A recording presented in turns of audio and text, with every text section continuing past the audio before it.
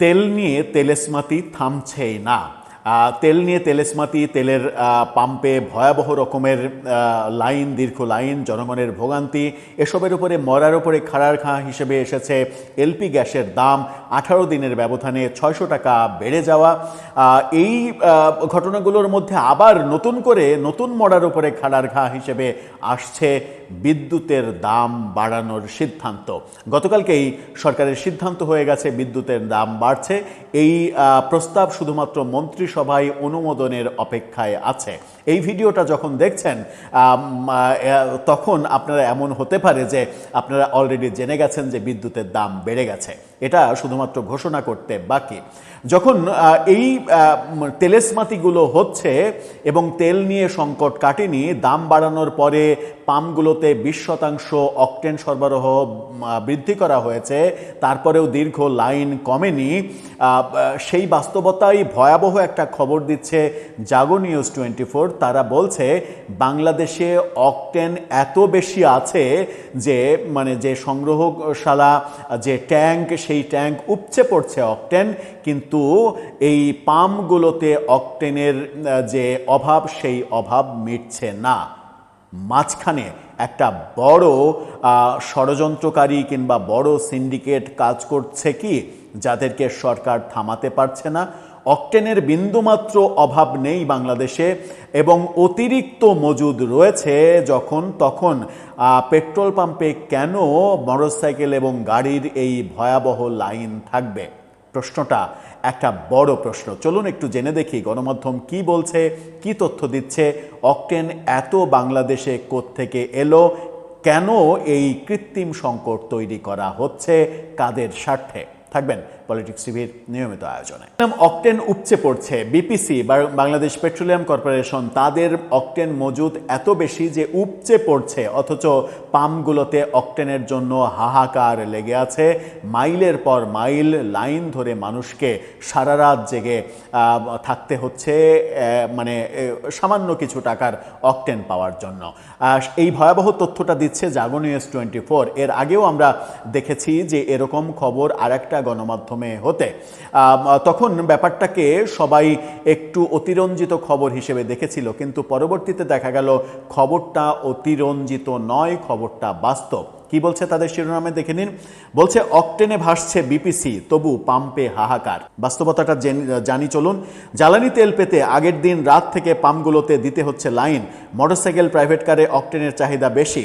Bangladesh petroleum corporation বিপিসির কাছে এই মুহূর্তে তাদের মজুদ সক্ষমতার চেয়ে বেশি অকটেন রয়েছে, যা পরিসংখ্যানে এখানে 45 দিন বলছে, কিন্তু অরিজিনাল পরিসংখ্যানে বলা হচ্ছে যে 78 দিন অকটেনের মজুদ রয়েছে। 78 দিনের অকটেনের মজুদ রয়েছে, যেটা সাধারণত এত মজুদ থাকার কথা না কিংবা থাকার প্রয়োজন হয় না, কারণ অকটেন প্রতিনিয়ত উৎপাদন করা হয় বাংলাদেশেই।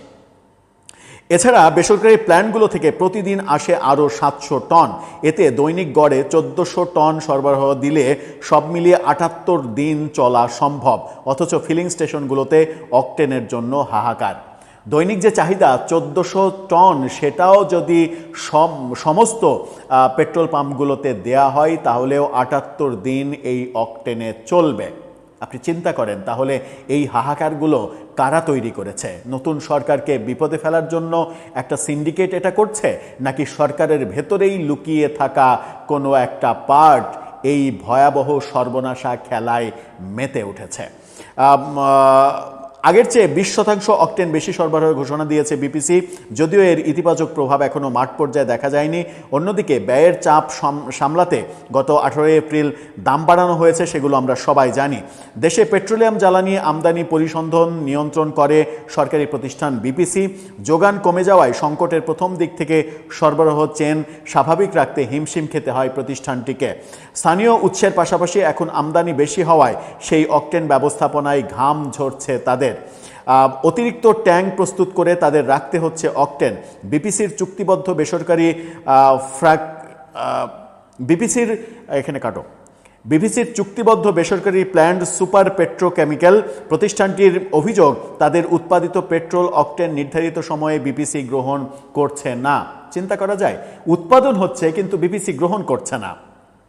এমন খবরে গত দুদিন সমালোচনা উঠলেও বিষয়টি স্যাবোটাজ বলছে বিপিসি।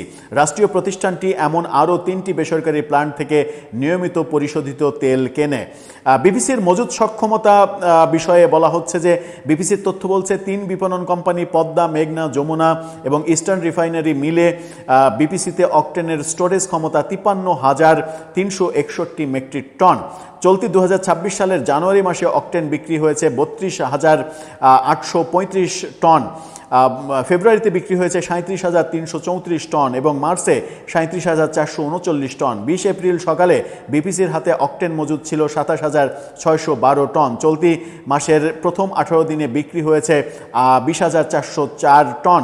18 দিনে গড়ে দৈনিক অকটেন বিক্রি হয়েছে 1,134 টন। আগে বছরের 2025 সালের এপ্রিলে প্রথম 18 দিনে বিক্রি হয়েছিল 1,185 টন, এখানে বিক্রি হয়েছে 1,134 টন। সামান্য তফাৎ, কিন্তু অকটেন সরবরাহ ঠিক আছে, কিন্তু পাম্পগুলোতে সিন্ডিকেট সম্ভবত ভয়াবহ আকার ধারণ করেছে, যে কারণে সাধারণ ক্রেতারা অকটেন পাচ্ছে না। আবার বেসরকারি জায়গা থেকে অকটেন তৈরি হলেও, অকটেন পেট্রোল তৈরি হলেও সেগুলো বিপিসি গ্রহণ করছে না সময় মতো। তার মানে আমাদের সক্ষমতা প্রয়োজনের চাইতে বেশি আছে, কিন্তু বিপিসির গাফিলতির কারণে এই অকটেনের কৃত্রিম সংকট তৈরি হয়েছে। এই ব্যাপারে সরকারের এখনই হস্তক্ষেপ করা প্রয়োজন। বিপিসিতে কারা বসে আছে? সরকার বিরোধী কোনো চক্র বসে আছে কিনা? তারা সরকারকে বিপদে ফেলার জন্য এই কাজ করছে কিনা? অকটেনের মজুদ গণমাধ্যম বলছে 78 দিনের মজুদ আছে, অথচ অকটেনের সংকটে হাহাকার লাইন দেখা যাচ্ছে পাম্পগুলোতে। এই অবস্থা কোনোভাবেই গ্রহণযোগ্য নয়। এখনই সরকারকে এই সিন্ডিকেট ভাঙতে হবে এবং এই সিন্ডিকেটের পাল্লায় পড়েই অকটেনের পেট্রোলের দাম বাড়ানো হয়েছে কিনা সেই প্রশ্ন কিন্তু এখন উঠবে। কারণ আমরা দাম বাড়ানোর আগের দিন যে লাইন দেখেছি পাম্পগুলোতে, যেখানে লাইন 10 ঘন্টা 12 ঘন্টা লাইন দিতে হতো, সেখানে গতকালকের বিকেলে গণমাধ্যমের বিভিন্ন সূত্র বলেছে সেই লাইন এখন 4 ঘন্টাতেই তেল পাওয়া সম্ভব হচ্ছে। তার মানে দাম বাড়ার সাথে সাথে একটা ম্যাসিভ চেঞ্জ হওয়ার লক্ষণও বিভিন্ন গণমাধ্যমে প্রচার হচ্ছে।